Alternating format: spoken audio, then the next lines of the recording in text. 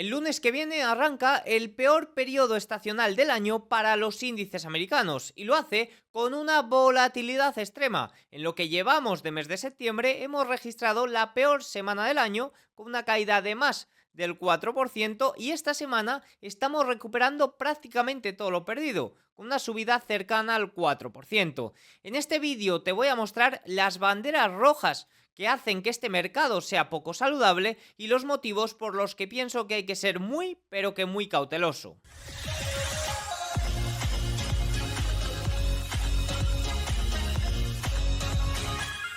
Muy buenas a todos y bienvenidos un día más al canal. Hoy es viernes 13 de septiembre de 2024 y en este momento son las 21:47 hora en España, 15:47 horario en Nueva York. El día de hoy y en este momento estamos aproximándonos prácticamente a cómo inició el mes de septiembre, es decir, esa estacionalidad más o menos neutra de la primera quincena de septiembre parece sorprendente, pero se está consiguiendo, o al menos nos vamos a quedar muy cerquita de ella. En este vídeo tenemos que hablar muy detalladamente sobre esa bajada de tipos de 50 puntos básicos que ha puesto sobre la mesa Tim Iraoz y que en este momento el mercado está dando prácticamente por descontado en mayor probabilidad que la bajada de tipos de 25. Estamos a 5 días de esta decisión, de esta importantísima decisión de bajada de tipos y la cosa está más que equilibrada. 51, 49, 50, 50 va variando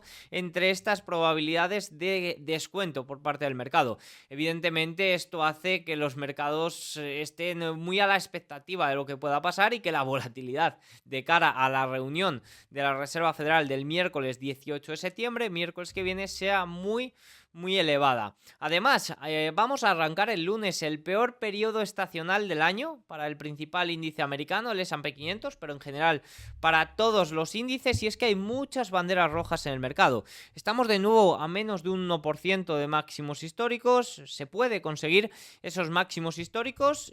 La verdad que pienso que sí, pero sí que es cierto que pienso que hay que ser muy, pero que muy cauteloso. Es un mercado muy poco saludable y no lo digo solo yo, lo dicen algunos de los mejores operadores que sigo, por tanto hay que tener cuanto menos cierta cautela. Y en este vídeo presten mucha atención porque voy a ser muy sincero sobre cómo se debería de afrontar la situación en la que nos encontramos en este momento. Así que nada, vamos con el vídeo. Vamos a arrancar hablando de este descuento o de esta bajada de tipos de 50 puntos básicos y de cómo el mercado ha pasado del miércoles apenas entrar en sus planes con una probabilidad de menos del 15% a que ahora el mercado esté descontando prácticamente en un 49% que se puede llevar a cabo esta bajada de tipos. Bueno, en primer lugar hay que tener en cuenta los datos económicos que hemos conocido recientemente sobre el mes de septiembre, pero que hemos conocido a primeros de mes de sobre el mes de agosto, pero que hemos conocido a primeros del mes de septiembre. Y fíjense, los datos económicos conocidos han sido débiles, pero no catastróficos. Fíjense, la semana pasada que estuvo repleta de datos, conocimos datos bastante débiles, pero sí que es cierto que no fueron para nada tampoco una catástrofe, ¿no? Tuvimos dato de ISM manufacturero de 47,2, por encima del dato del mes anterior, que era de 46,8, eso sí, por debajo la estimación de 47,5, un dato pues bastante débil.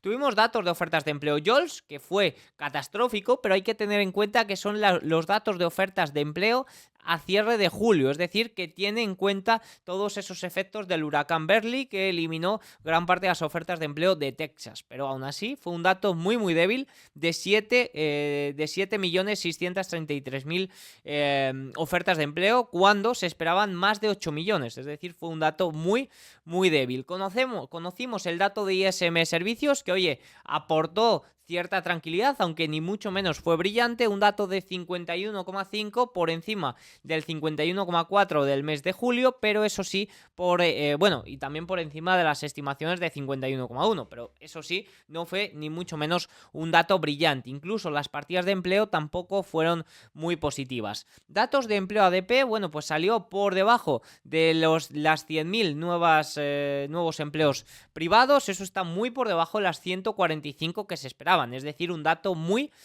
débil. El dato de nóminas no agrícolas salió en 142.000, fue inferior a lo esperado, ya que se esperaban 160, no fue tampoco catastrófico. Sin embargo, aquí sí que fue catastrófico las revisiones del mes anterior. El mes anterior, el mes de julio, fue revisado a 89.000, un dato muy, pero que muy débil. Por debajo de 100.000 se considera una debilidad extrema. Y también conocimos la tasa de desempleo, que si bien se redondeó al 4,2, por debajo del redondeo del 4,3 del mes anterior, y bueno, pues mostró esa caída de una décima muy en línea de lo esperado.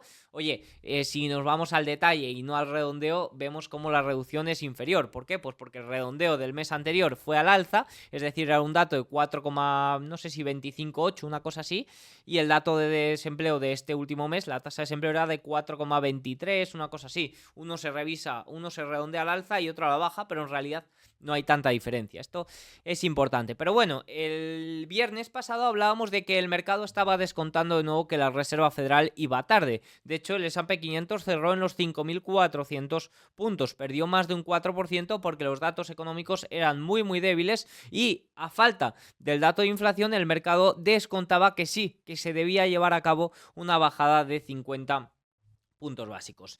Esta semana hemos conocido datos de inflación y lo más importante es que el dato de inflación subyacente ha salido ligeramente por encima de lo esperado, lo cual pues ofrece cierta calma y oye, dice, vale, el mercado o la situación económica se encuentra bastante débil, pero eso sí, los datos de inflación de momento se mantienen por encima de lo esperado y de momento no están acelerando esa caída ni hay riesgo mayor de deflación, porque si ya juntas un riesgo de desaceleración económica junto a un riesgo de deflación a futuro, a los próximos meses, pues ya sería el cóctel molotov que no quiere el mercado. Por tanto, el dato de inflación salvó un poco los muebles. Incluso después del dato de inflación, lo que estaba descontando el mercado era en un 15%, en menos de un 15%, la probabilidad de subidas de bajadas de tipos de 50 puntos básicos. Sin embargo, entre medias de estos datos que se consideran los oficiales o los que más cobertura tienen los medios, sí que es cierto que hemos tenido algunos datos que son pues un poco banderas rojas también sobre la situación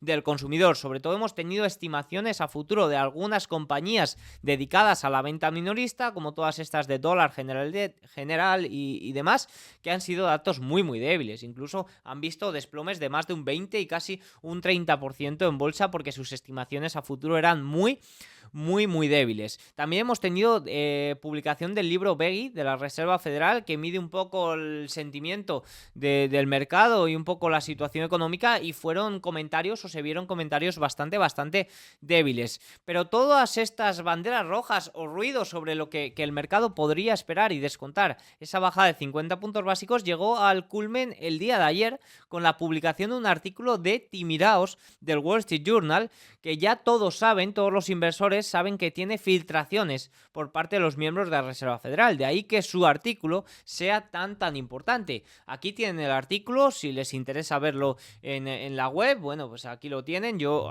voy a comentar ahora los puntos más importantes, como ya hice en el vídeo de ayer, pero bueno, que sepan que es un artículo real y que bueno, pues aquí está. Sí que es cierto que Timiraos, para expresar una idea, pues te hace un artículo bastante largo, pero bueno, fíjense, lo más importante es que dicen que comenzar con un recorte de 50 puntos básicos podría comunicar una mayor alarma sobre la economía o llevar a los mercados a anticipar un ritmo más rápido de recortes de tasas, lo que a su vez podría encender repuntes del mercado que dificulten la lucha contra la inflación. Básicamente nos dice que llevar a cabo una bajada de tipos de 50 puntos básicos pues podría generar grandes alarmas en el mercado de que realmente la economía no va tan bien como parece. Pero claro, si el mercado está descontando ya una baja de 50 puntos básicos porque los datos económicos son muy débiles y los datos del mercado laboral apuntan a que el enfriamiento va a ser mayor, pues oye, sería un poco lo que espera el mercado y sería bien tomado. Bueno, esto no fue lo que alteró mucho al mercado, sino que fue esto. La cantidad de recortes en los próximos meses será mucho más importante que si el primer paso es 25 o 50,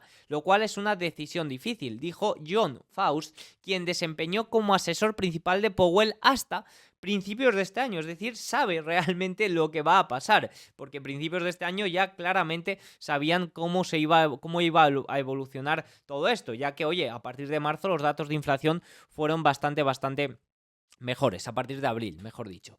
No creo que estemos ante una situación que realmente requiera un recorte preventivo de 50, dijo, pero mi preferencia sería ligeramente hacia comenzar con 50, y sigo pensando que hay una posibilidad razonable de que el FOMC también llegue a ese punto. Este hombre los conoce mejor que nadie. Faust dijo que cree que la Fed podría manejar las preocupaciones sobre ajustar a los inversores con un recorte mayor proporcionado, mucho lenguaje a su alrededor que lo haga no aterrador. Agregó, no tendría que ser una señal de preocupación. Hay que tener en cuenta que es importante la cifra, es decir, que se haga una bajada de tipos de 25 puntos básicos o de 50, pero también es muy importante la forma en cómo se comunica esta bajada. Recordemos que Draghi no tuvo que bajar los tipos en el año 2012, sino que simplemente con su intervención de que iba a salvar y evitar que el euro cayera, pues pudo evitar un poco males mayores, ¿no? Y fue simplemente una intervención verbal, es decir, no restemos importancia a las intervenciones verbales. Para sorpresa de todos, la publicación de este artículo ha hecho que las probabilidades de bajadas de 50 puntos básicos pasen de menos del 15% a, fíjense, casi el 50%. De hecho, fíjense que actualizamos en este mismo instante la página de CM Group y vemos cómo es 49-51%, es decir, se está poniendo y mucho sobre la mesa esa bajada de 50 puntos básicos. Ya se ha comentado en muchas ocasiones lo que ocurre cuando se inicia el ciclo de bajadas de tipos y que lo más importante es ver cómo está la situación del equilibrio económico. Esta imagen que he mostrado ya en numerosos vídeos en la que vemos la diferencia entre el retorno ofrecido por el S&P 500 tras la primera bajada de tipos en caso de que no haya recesión o en caso de que haya recesión que se mantiene débil durante más tiempo. La gran pregunta ahora es, ¿qué sucede cuando la Reserva Federal recorta las tasas 50 puntos básicos o más? Bueno, pues Nomura ha analizado todas las instancias anteriores de recortes de 50 puntos básicos, observando los rendimientos a un mes antes del recorte, como en este caso de cara al miércoles que viene, y luego a 1, 3 y 6 meses después. Fíjense, un mes antes de este recorte, supuesto recorte o hipotético recorte de 50 puntos básicos, vemos que las acciones tienden a bajar. Esto no ha ocurrido del todo. El dólar estadounidense se mantiene lateral, los mercados, los metales bajan y la curva de bonos del tesoro se inclina al alza, es decir, se desinvierte, lo cual en gran parte se ajusta a la situación actual. Bueno, vemos como, oye, el retorno de las acciones es más bien neutral, podríamos decir, rango lateral, y vemos como, bueno, el dólar que se esperaba un rango lateral, pues también se ha mantenido lateral, ¿no? El dólar estadounidense se mantiene lateral, bueno, pues sí, podríamos decir, lo tengo por aquí, que el dólar también se ha mantenido, oye, pues más o menos desde el 19 de agosto, más o menos en un rango lateral, pero sí que es cierto que un claro sesgo a la baja. Después del recorte, el S&P 500 se mantiene lateral, mientras que el Russell 2000 y el Nikkei japonés se ven muy beneficiados, son los que más beneficiados se ven. En este caso, bueno, el Nikkei puede que ya haya descontado mucho estas bajadas y que se vea beneficiado también, pero en este caso, debido a esos efectos carry, pues no tendría yo muy claro. Pero el Russell 2000 sí que lo tengo clarísimo de que es el gran beneficiario de estas bajadas de tipos en caso de que no haya recesión, ¿eh? En caso de que haya recesión, no tengo ninguna duda de que volverán abajo. Pero las pequeñas compañías pienso que han descontado muchísimo más que otras esta situación, se van a ver beneficiadas muchas compañías que están dentro del Russell 2000, sobre todo las que no tienen beneficios y requieren financiación constante, pues evidentemente se les va a abrir una gran puerta de oportunidades. El Russell 2000 también está muy conformado por banca regional, y la banca regional, a diferencia de la banca grande, sí que se va a ver beneficiado por las bajadas de tipos, porque alivia un poco esas tensiones que pasaron en marzo de 2023 y todas esas pérdidas no realizadas que tienen en su balance, sobre todo por bonos. Evidentemente, una subida de bonos beneficia especialmente a esta banca regional, y lo hemos visto también el día de hoy con una gran revalorización. El dólar estadounidense subiría significativamente, ya que ya habría descontado esa bajada. Como hemos visto, se mantiene en rango lateral, pero lleva un retorno a la baja bastante claro en los últimos meses y semanas, y los metales aumentarían con fuerza y la curva de bonos del tesoro seguiría inclinándose al alza. Los metales aumentarían con fuerza. ¿Por qué? Pues porque son cobertura frente a inflación monetaria y se iniciaría este ciclo de bajadas de tipos, que es una política monetaria expansiva y que por tanto aumentaría la inflación monetaria, mientras que la curva de tipos pues se desinvertiría aún más, que es algo que ya está pasando. La curva de tipos ya está desinvertida y seguiría esa tendencia al alza. ¿Por qué? Porque los rendimientos a corto plazo caerían mucho más que los rendimientos a largo plazo, que no se ven tan influenciados por estas bajadas de tipos y que tienen que corregir esa anomalía que es la inversión de curva de tipos. Una reflexión sobre esta bajada de tipos.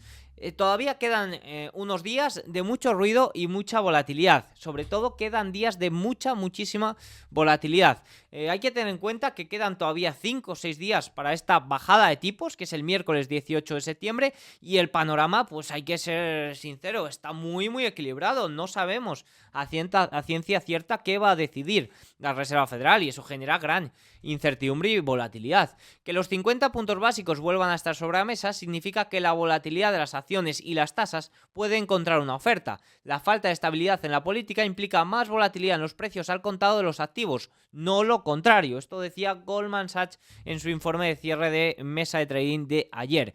Es curioso, muy curioso, como un artículo de Tim Iraos del Wall Street Journal ha hecho aumentar las probabilidades de que el mercado descuente una bajada de tipos de 50 puntos básicos, y sin ningún dato por delante que pueda respaldar una idea o la otra. Es decir, este artículo se ha publicado cuando ya no tenemos ningún dato macro importante por delante que pueda cambiar un poco la idea de esta bajada de tipos. Esto habla de la fragilidad del mercado y de la importancia que se le debe dar a este primer movimiento.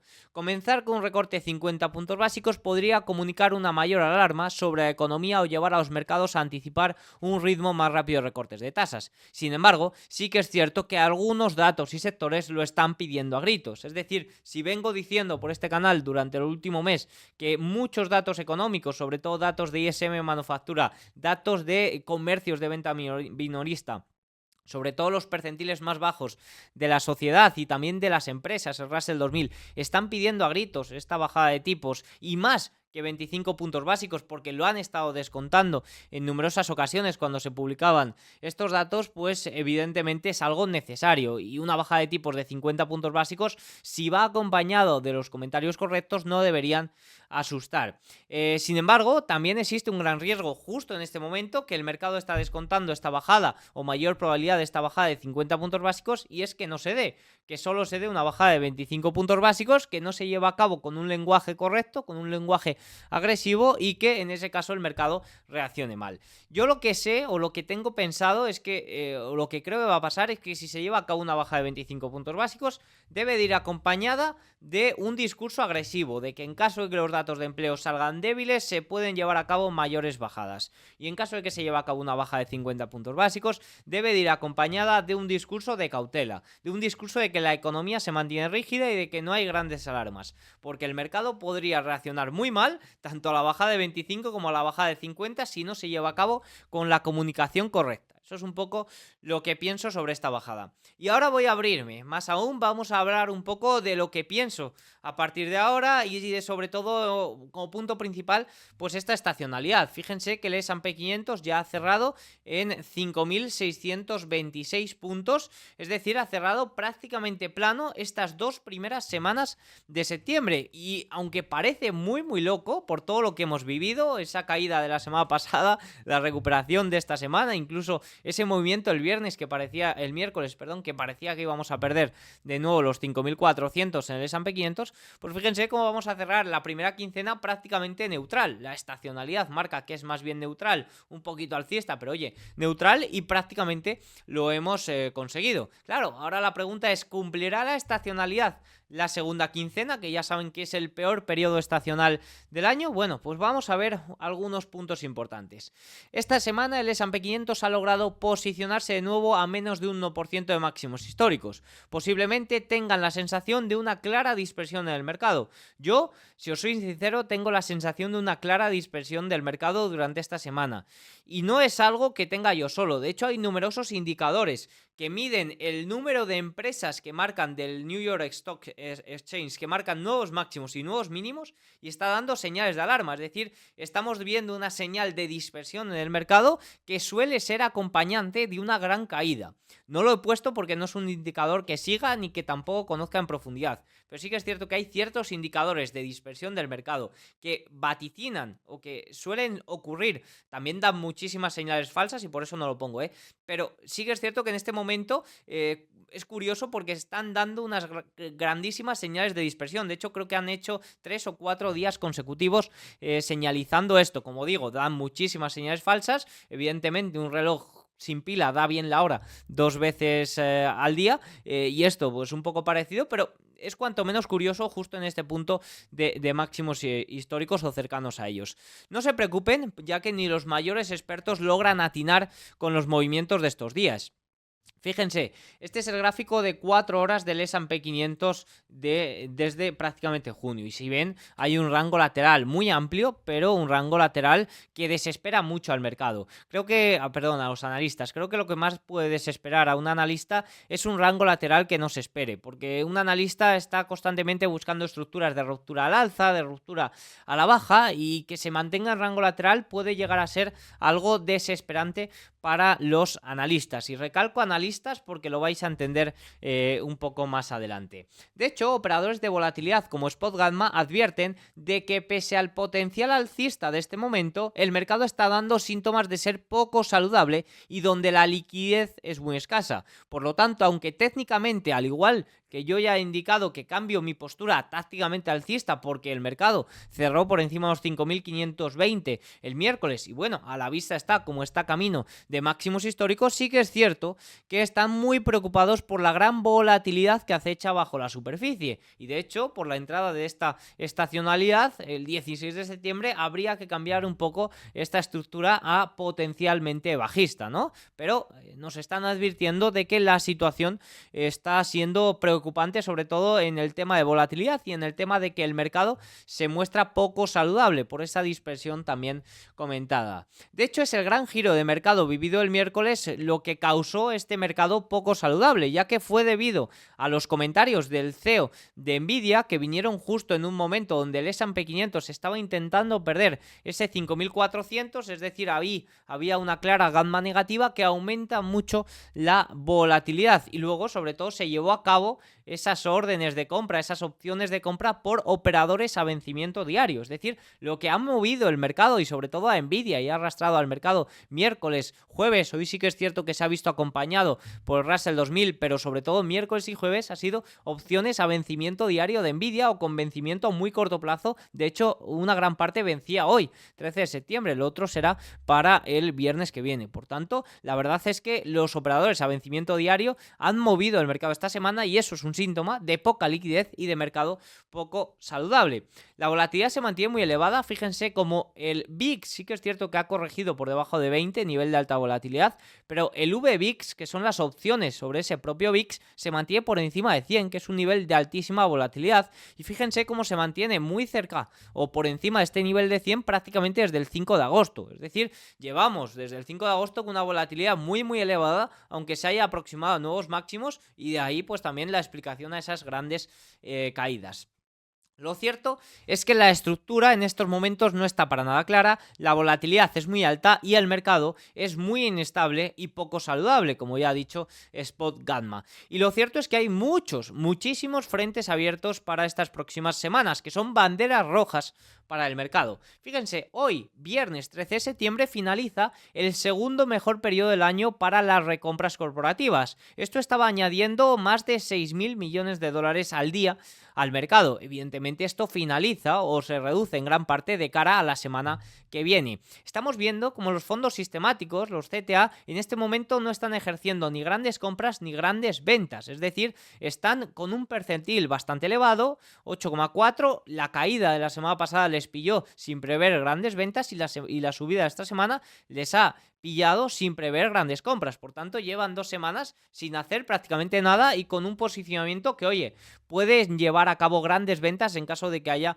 una caída más continuada en el mercado y perder esos 5.400 puntos. Los niveles de gamma en el mercado están variando mucho de negativo a positivo, lo cual genera gran volatilidad e incertidumbre. Al final, gamma positiva, una gamma larga muy positiva, lo que hace es impedir movimientos en el mercado. Es lo que teníamos, por ejemplo, a niveles récord a inicio de julio, que impedía ir contra tendencia, impedía las caídas del mercado. Evidentemente, en estos momentos estamos muy cambiantes y una gamma negativa aumenta mucho la volatilidad y puede acelerar muchos movimientos, tanto a la baja como al alza, como vimos el miércoles. Gran parte de esta gamma también vencerá de cara a el viernes que viene, que es el vencimiento OPEX, que es uno de los mayores vencimientos de opciones y futuros del año, y todavía no sé si será el mayor vencimiento de la historia, porque debido al gran movimiento que están obteniendo estos derivados en los últimos años, cada mes de septiembre es el mayor vencimiento de la historia. Fíjense lo que nos dice McElligor de Nomura. Normalmente hay un retroceso en las acciones una semana después de este vencimiento del OPEX.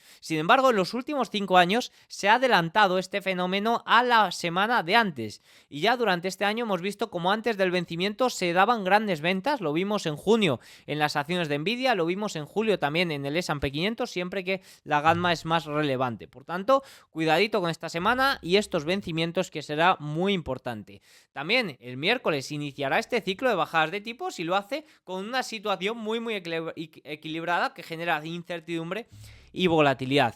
Y luego, pues evidentemente, a medida que se acerca las elecciones del 4 de noviembre, la incertidumbre aumenta considerablemente. Esta semana hemos tenido un debate electoral entre Trump y Kamala Harris y vemos cómo la volatilidad, los comentarios y los movimientos aumentan mucho sobre ello. Uno de los puntos más importantes en esta incertidumbre electoral es el Russell 2000, porque se vería muy beneficiado en caso de que ganara Trump, quizás no tanto en caso de que ganara Kamala Harris. Y os voy a dejar un comentario de la cuenta de Twitter VolatilisFry, que es muy amigo mío. No sé que ve mis vídeos, no sé si llega hasta ya este minuto del vídeo, pero sabe mucho del mercado. No voy a decir dónde trabaja ni nada, por que se quiere mantener anónimo, pero vamos a decir que es muy top. Y fíjense lo que decía el día de hoy. La curva ATM de volatilidad del Russell 2000, de Money de las opciones del Russell, tiene hoy un spike gigantesco más o menos por noviembre en las elecciones americanas. Mucho más acentuado que en el caso del S&P 500 o el Nasdaq. Básicamente los mercados nos están diciendo que temen un cambio significativo que pueda afectar a las small caps.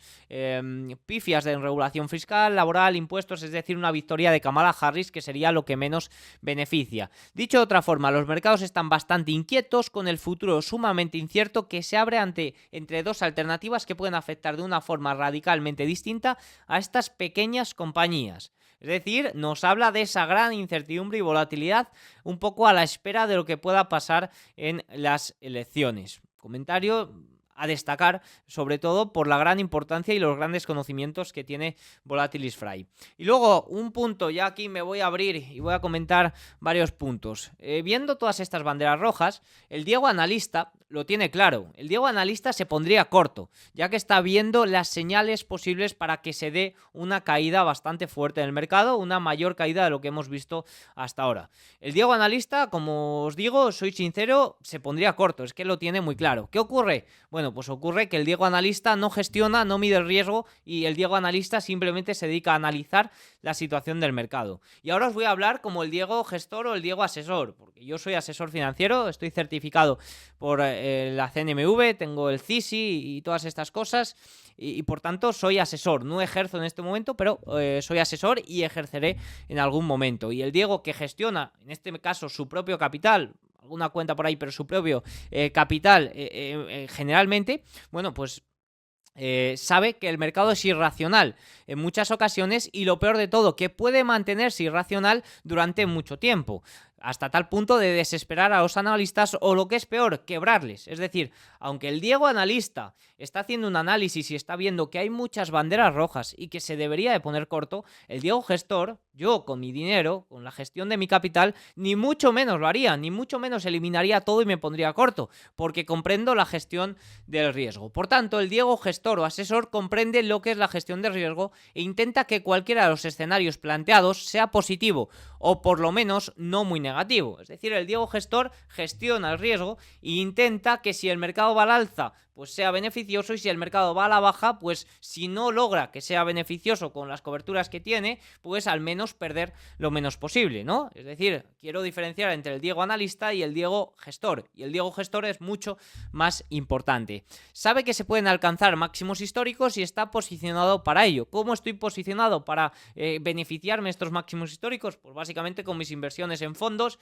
mis inversiones en ETFs largas, a largo plazo, que llevo teniendo desde hace mucho tiempo. Evidentemente que el mercado suba pues me beneficia especialmente, y si hace máximos tras máximos pues más aún. Sin embargo, como su análisis indica, también está preparado para una corrección con coberturas abiertas frente a ello. En este caso yo tengo opciones call spread. Os invito a estudiar o complementar un poco vuestra formación con alguna estrategia de opciones. En este caso, esta estrategia de opciones limita las pérdidas en caso de que el mercado pues se vaya al alza de una forma desmesurada, pero me permitiría beneficiarme en una pequeña parte en caso de que el mercado corrija, ¿no? Entonces, el Diego especulador, por así decirlo, se beneficiaría de una corrección del mercado, pero ni mucho menos le importaría que el mercado subiese, porque, oye, esa revalorización de su cartera se vería o compensaría un poco esa prima